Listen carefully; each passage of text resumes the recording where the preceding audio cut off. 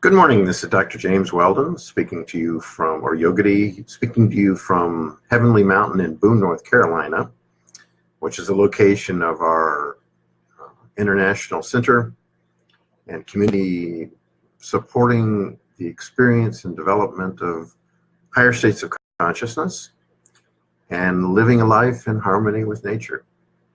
We've just returned from this weekend from the festival that was held where I had a chance to talk about the publications, the books. This is my second book, The Rise of the First World Teacher. It's published on that topic. The first one, Living the Enlightened Life, was really about trying to give it parameters around what the experiences might be in higher states of consciousness as they grew, and sharing what I passed through. We've now completed 19 chapters here in a blistering pace. I've actually come to the final chapter of the original work that I completed to try to give an explanation to this. And it's actually, at this date, 12 years ago. There are cycles in life, and there are cycles when the experiences, new experiences come. We pass through new phases in our life. And 12 is one of them. 12 is a very special number that's influenced me in many days. And I was just looking over the final chapter that I'd written, chapter 24 from the book. And I posed a question, when the saints leave us, where do they go?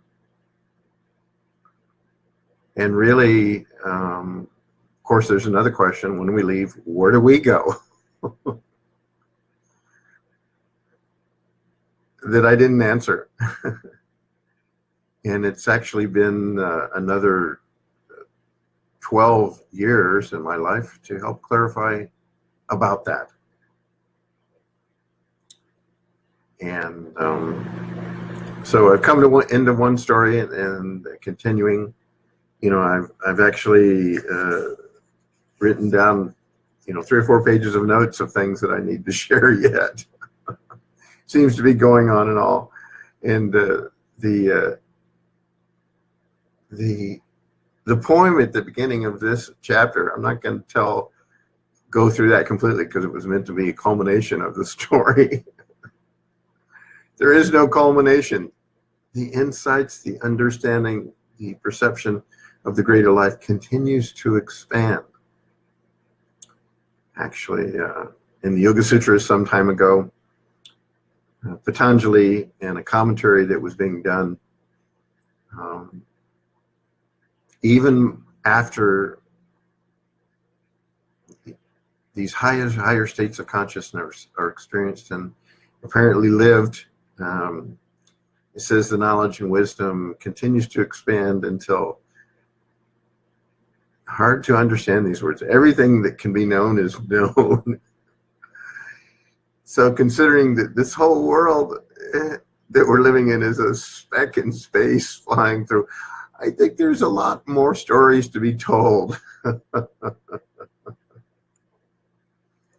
And the little poem I told as a part of that description was, I was answering myself, I don't know. And I said, now I see the beautiful I don't know. So there is I don't know out of ignorance, and there's another I don't know out of wisdom. And the beautiful I don't know recognizes that the reality that we're living in is fathomless, and the truth of ourselves and our lives and our connections to all of that is also fabulous. One of the things that I was trying to explain as I was talking to the group this last day about the consciousness of the world, which we call Gaia, which is the same thing as the cosmic state that I really tried to explain in my first book, Living the Enlightened Life, the cosmic state of consciousness. Is this world as a whole being, living being, Gaia, the mother that we live on, and that everything is alive.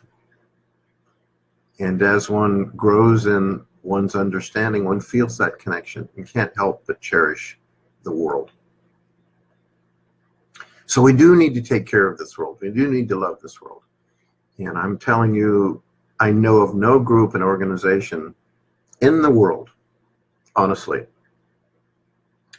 that is doing more in that area, that's taking responsibility for the world, than this wonderful organization called the Art of Living Foundation and the International Association of Human Values and the Prison Smart and the programs for teens and the programs for adults and kids and prisoners, and it goes on and on and on and on.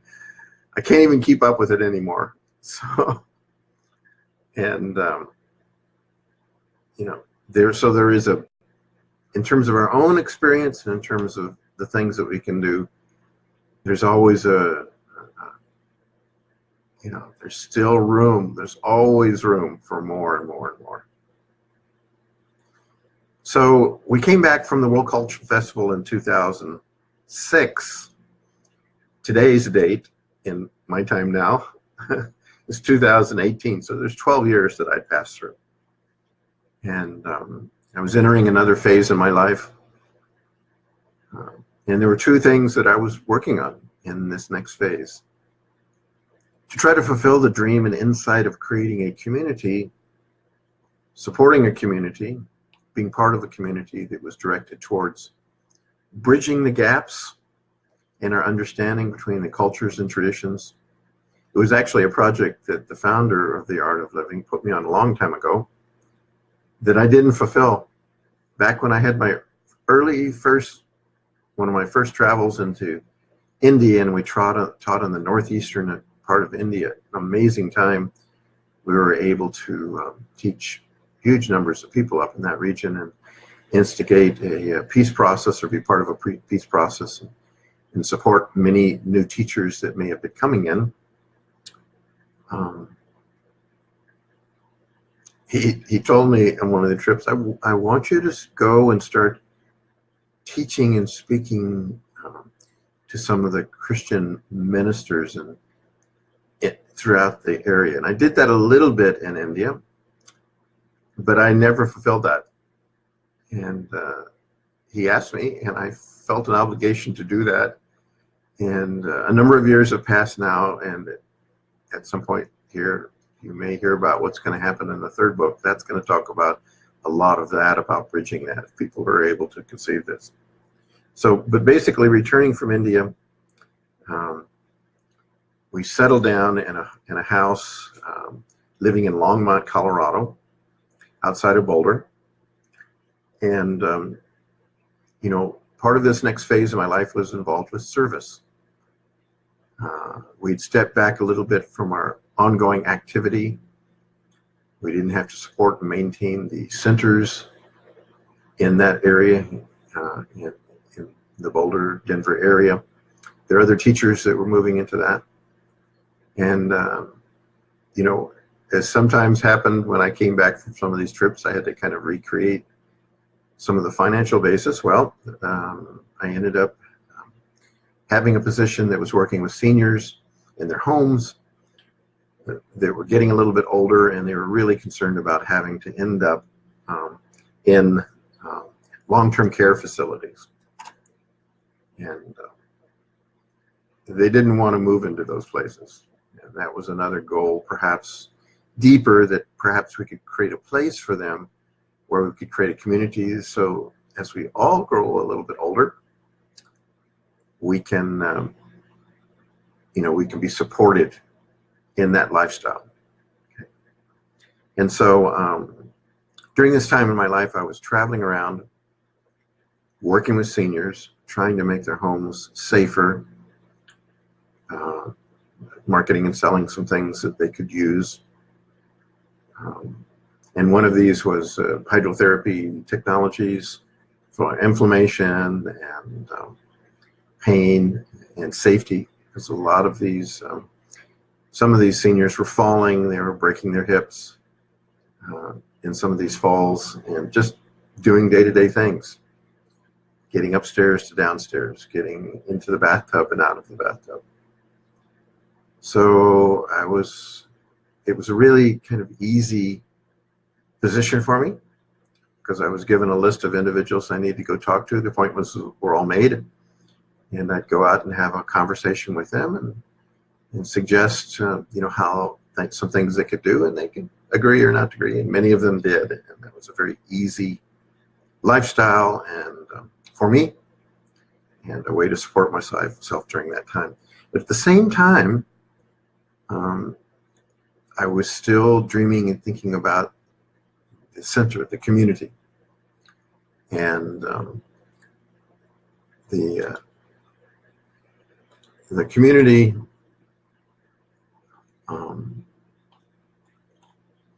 that I was thinking about was where I'm living now, actually Heavenly Mountain. I had no idea that this place existed. And I spent a lot of time and energy, envisioning how that could be done, really setting very strongly my sankalpa, my spiritual intent, that would happen. And I had been put on this project a long time ago, actually, by the Maharishi Mahesh Yogi back in 1976. So now it was 2006, it's been 30 years.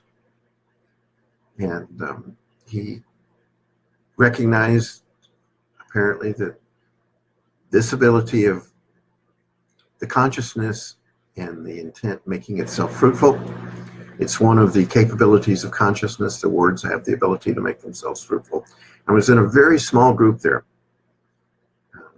back in India in 1976, called the Established Rhythm Group. We didn't know really what that was, but I'd known that I had had that experience, and I known that being that I experienced had said those words, and so I knew I was at least in the right place. And actually, I was told to envision this world center for the West, and perhaps centers all over the world. And that eventually happened, of course. And this is where I'm living right now. So before all of this happened, there's a lot of things that happened first. So I decided, by golly, I was going to do it. And then Sri also put me on that project. When I started telling him about some of my dreams of creating such a community, I remember once, and this was going on all throughout the United States at this point, that many of my friends in the art of living were thinking, okay, let's bring it in California. There was a place in Canada, in Montreal, but we wanted one in our country as well. And so many of my friends were in California and different places around the United States, kind of looking around for such a place, such a facility. And I was convinced it was going to be in the mountains. As it turns out, Heavenly Mountain, it was a different set of mountains. I picked the wrong mountain plan. And so I did this whole program on a facility up there, actually in Estes Park, Colorado. It was formerly called the Aspen Lodge. I think it may still be called that to this day. And it was actually owned at one time by an individual in the Transcendental Meditation Organization. And it wasn't very active. There wasn't much going on. It seemed to be an attractive opportunity. It seemed a very big place to me. It had about 80 rooms and about 8 or 10 houses and a meeting hall and all of that. Actually, now I know it was too small, way too small. And I did a whole plan, and in the art of living, didn't have the means. What actually happened is at one point we cornered the founder of Art of Living, Sri Ravi Shankar. 3 or 4 of us believe it's happening, and we brought out a map of the United States, and we laid it on the table in front of him. And there was 3 or 4 of us. We kind of corralled him, and he was on his couch, but we kind of corralled him. And he said, just put your finger down. Just put your finger down. And put your finger down in this place, wherever you want us to go. We'll go and we'll do it. We'll just do it. And that organization at that time did not have the huge means to do this. And he looked at me and he says, "Oh, Yogadhi, don't worry, someday you'll do it." And for me, that was it. But I didn't hear everything that he said. I didn't hear, "Don't worry about it." I heard, "Just someday you will do it." And by God, that was it. That was it. For me, there was now no question. There was no question. So the worrying I had, and I fretted over this, I worried over this, I planned over this in a lot of ways, making this happen. But he said, "Don't worry about it," but I did. And I brought all the skills I had together, developing a community in the past, and all my friends, many of my friends in Boulder, and some of them were potential investors, and I did a whole detailed plan on that. So while I was traveling around working with these seniors, helping them out in their homes and keeping them safe, and really earning actually a pretty easy living. And my dream was still on this. Even though we'd left Estes Park, this hope was still that would happen. And that continued about 3 years there. Actually, till 2012, 6 years actually. This phase was about during that time. So I worked on that and planned on that and fretted on this. And I just, there are many different moving pieces, and we need to do a holistic clinic, a wellness clinic. We need to do a restaurant. Everything that we have here on Heavenly Mountain, I was thinking about doing. How to bring the business in, how to operate it, all of that stuff. And I had this big plan, and I would take the plan to some of the advanced programs, and I'd catch Shri and I'd lay it out, and he'd go, "Oh," and then, he'd say, "Okay, continue to look at it." He wouldn't dissuade me, but he wouldn't, one of the things that he would say is that even if there was a 5% possibility or 3% possibility, he wouldn't deny people's dreams and crush those dreams and everything. And if it was safe, if there was no harm coming by the work, because it was done in love, and so he supported that love. And so I'd continued working on that. And again, the insights continued to come. And, and time is interesting. Time is a very interesting phenomenon. And I was beginning to understand a lot more about patience and the timing of everything. And I began to wonder if time was the same for everyone. And I realized it certainly was not. I can remember back when I was a young child playing in Cocoa Beach, Florida, and one day was like eternity. So many things could happen in one single day.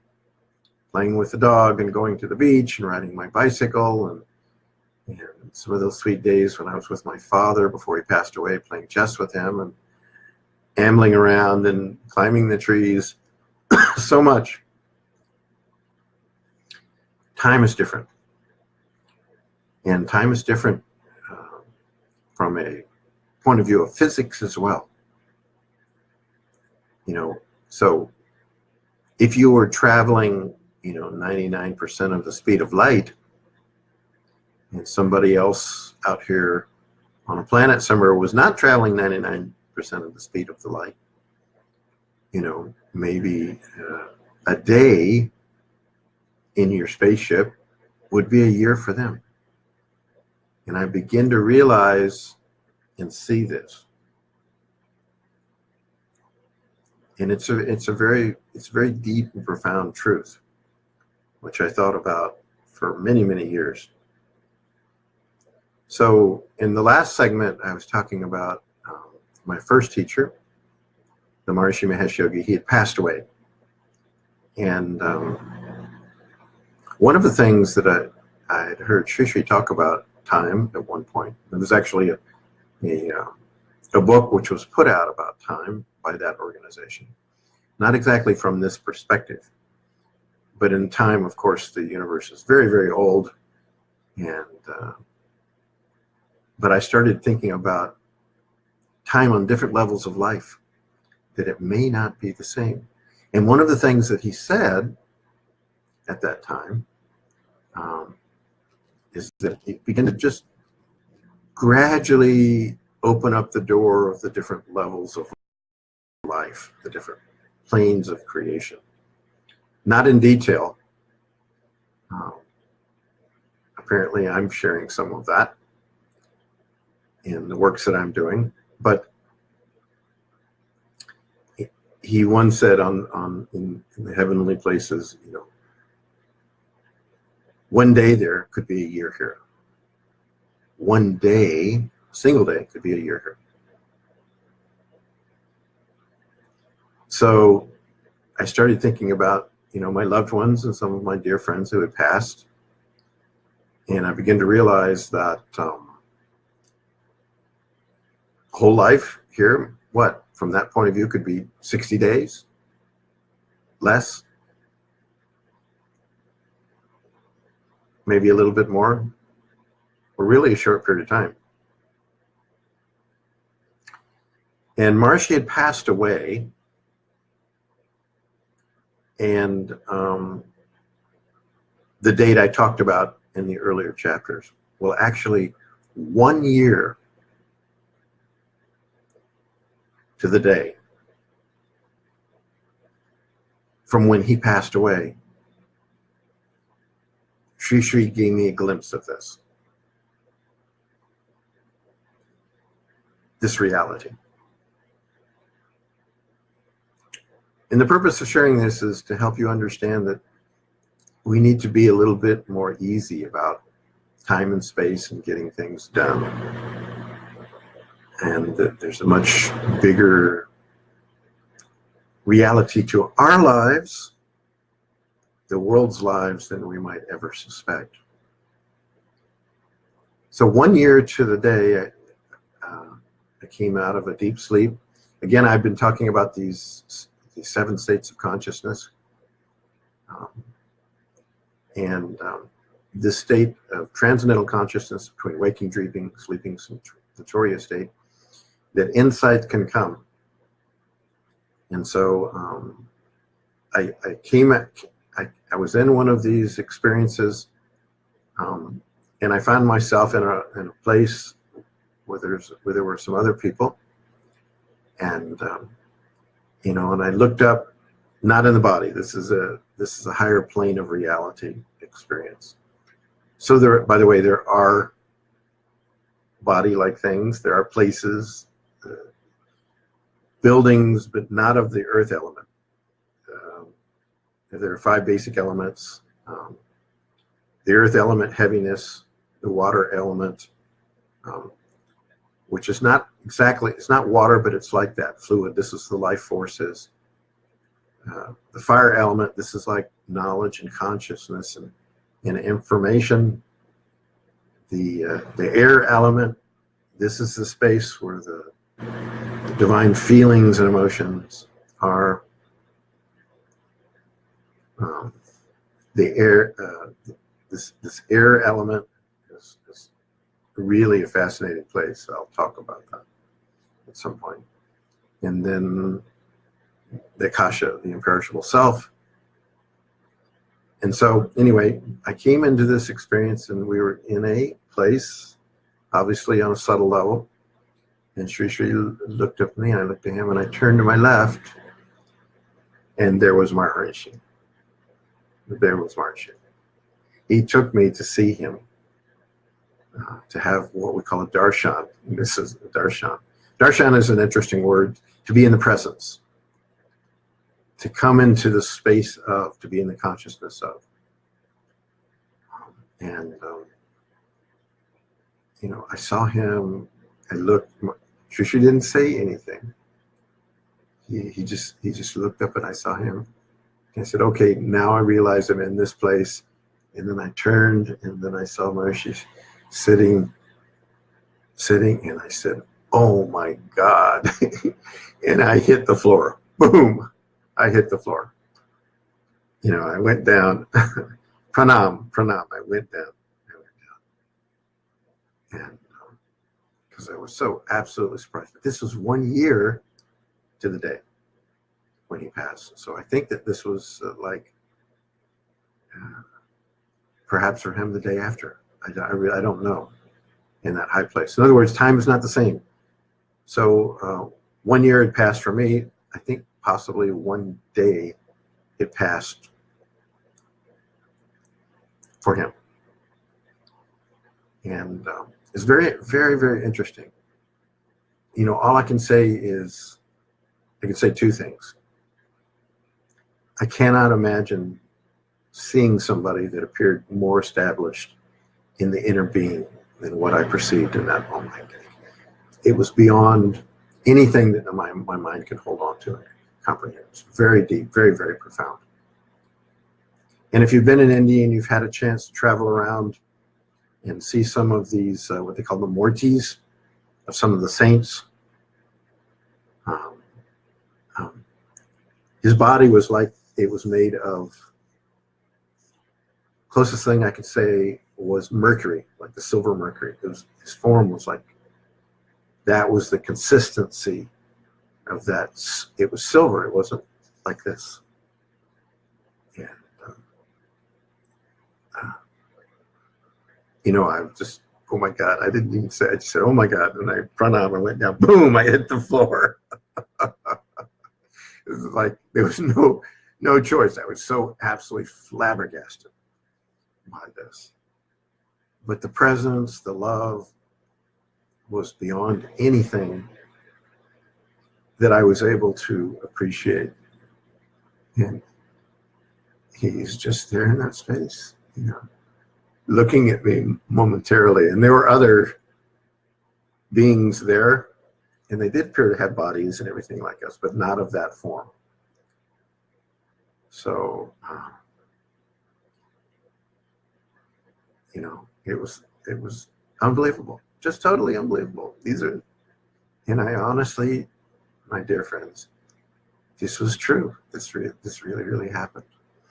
So it really gave me a lot more respect for perhaps, these sinners where they make these mortis, or some of them are like that. There's a huge mystery in all of this.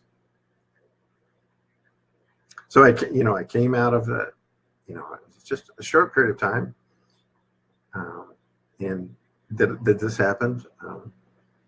It may have been the entire night, as far as in my body on the earth, you see, because if one day there is 365 days here, that could have been, a few moments I was there, and the whole night could have passed for me. Time is not the same. Time is not the same. So I came out of this experience as I usually do. I immediately come into consciousness back in our rented house now in Longmont, Colorado. And I said, what was that all about? So there are 7 levels of this creation. 7 levels of our existence. Our body, our breath,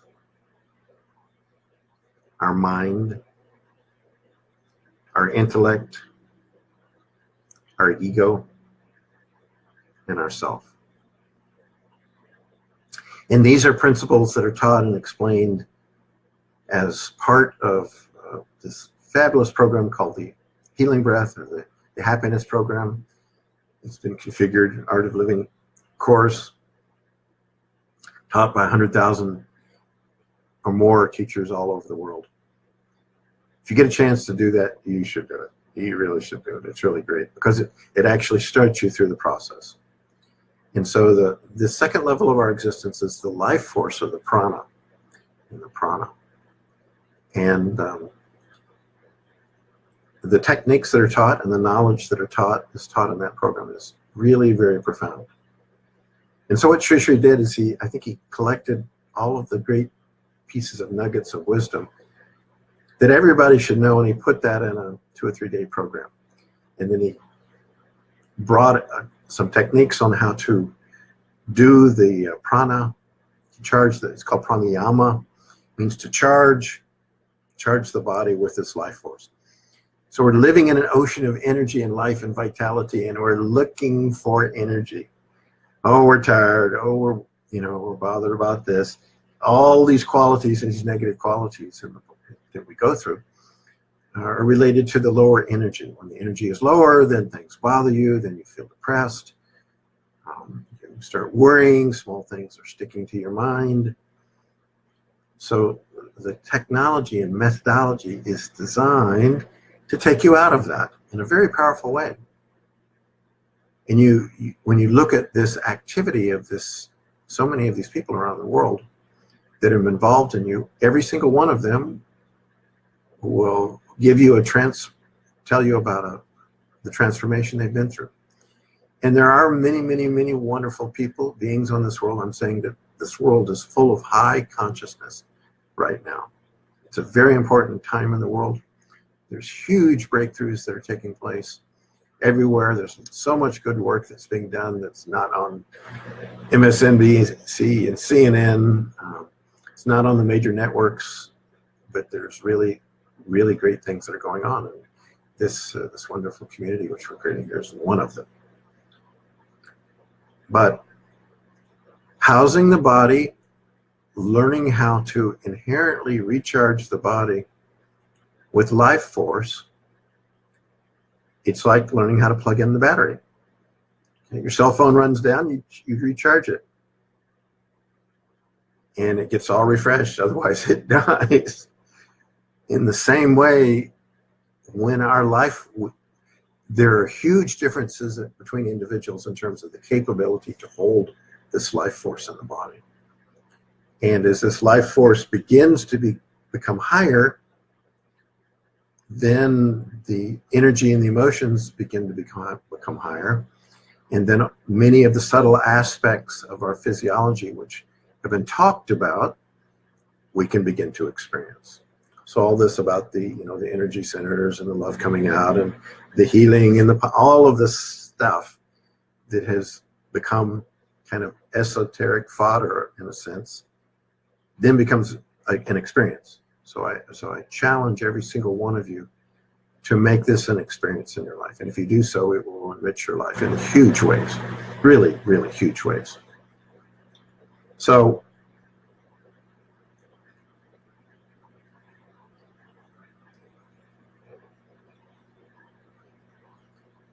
these 7 levels of creation exist.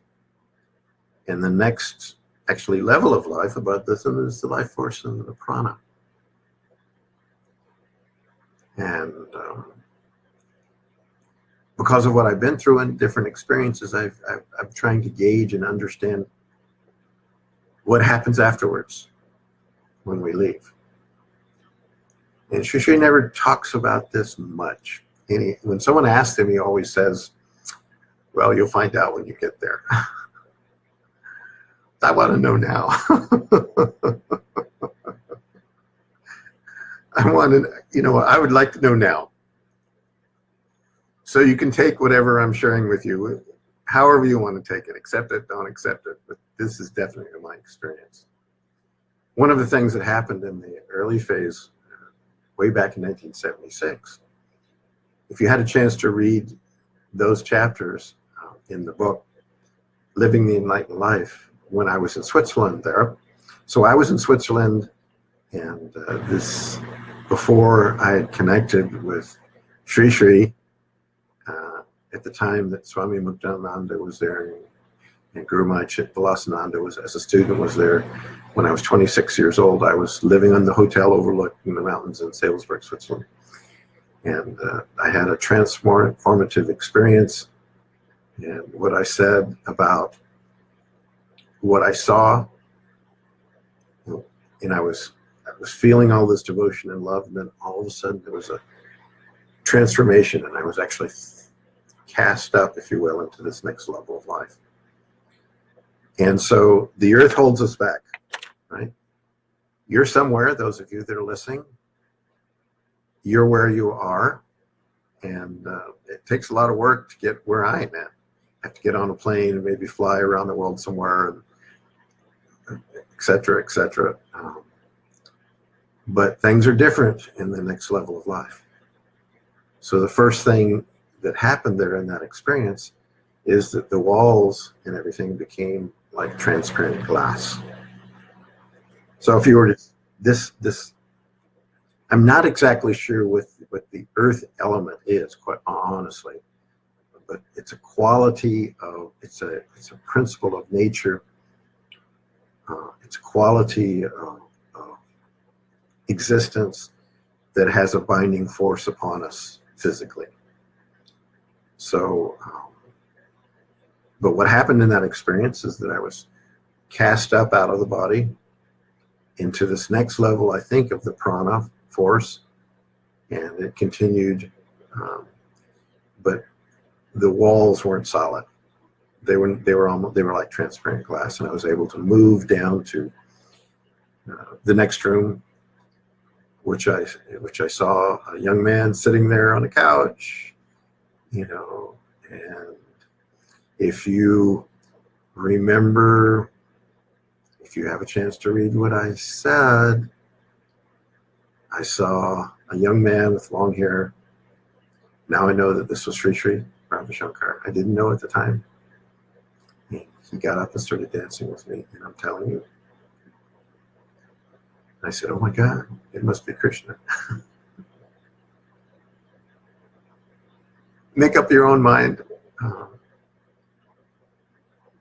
But certainly in terms of the big consciousness, that life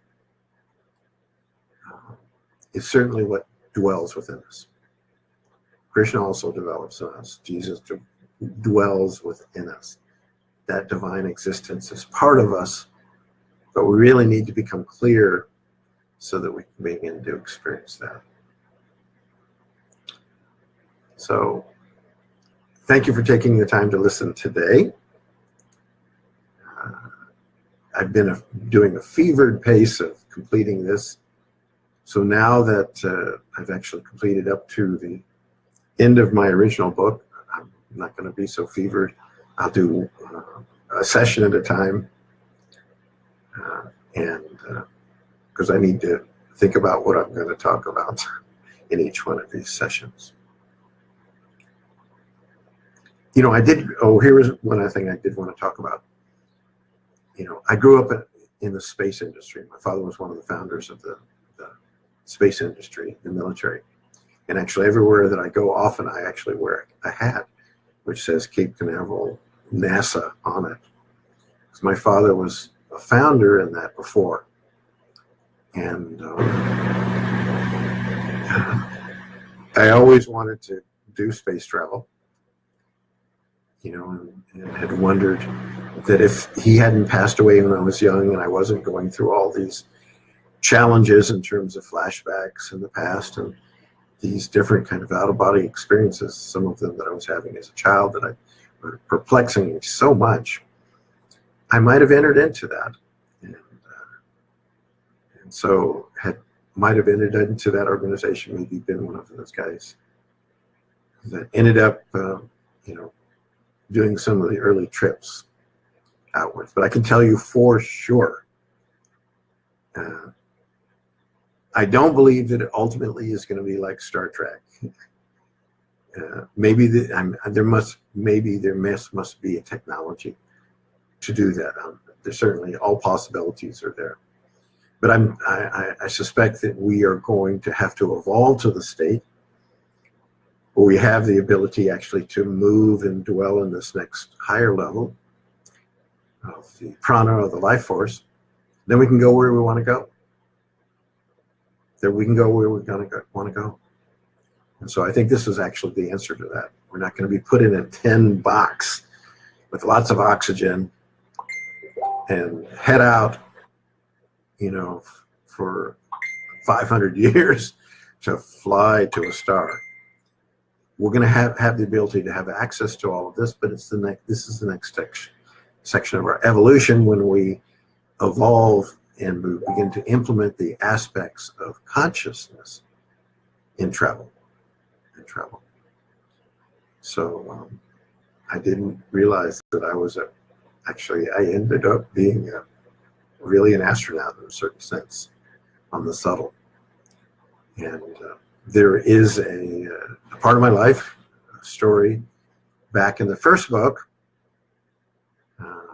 where I spent almost a year doing that and writing what I passed through and the experiences. But at the end of that, it was difficult to prove if it was true or not. And also it was difficult to verify. Also, was it really practical, and would anybody believe it?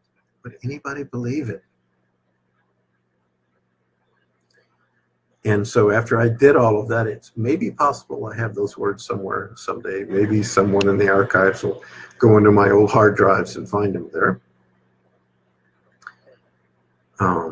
After I did all of that and wrote it all out, I actually carried it around for a few years. This was back in the time when I was living in Iowa, in Fairfield, and was a doctor at a clinic there. I threw it all away. It was about 2 inches thick. What happens on Saturn and Mars and on these subtle levels. And, I begin to be a little circumspect about it. Is it true? Not true? Because what happens is that there is a power that one gains as one grows, that anything you bring into consciousness, you can begin to experience. Whether it's completely clear and true, that's another story. I would say in many cases it's not. It wasn't until some 12 years ago that Shishu finally said, okay, now it's becoming clear. Is it becoming clear? And then finally, at the end of this last book, it was called The Secret Journey to the Enlightened Mind, which you can still get copies of that. A few of them. I'm going to withdraw it as far as sales, because when these new ones come out. Anyway, and he said, okay, now you can trust that insight. Go ahead. So I appreciate you taking the time to listen today. The ongoing saga, episode 20. And I'm quite surprised now. I'm getting friends that are texting me and emailing me. They're doing binge listening. They're listening to a whole bunch of these episodes, kind of in a row, one after another. We'll see what happens. But right now, even after this is all published, it's still quite quiet. I've not made a big deal about it. I put it out. I've posted to some of my friends, and if it gathers momentum, that's fine. If it doesn't, it doesn't bother me at all.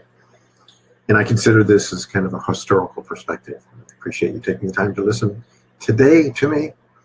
This will be my only episode. I'll be doing one on these days now instead of so many more.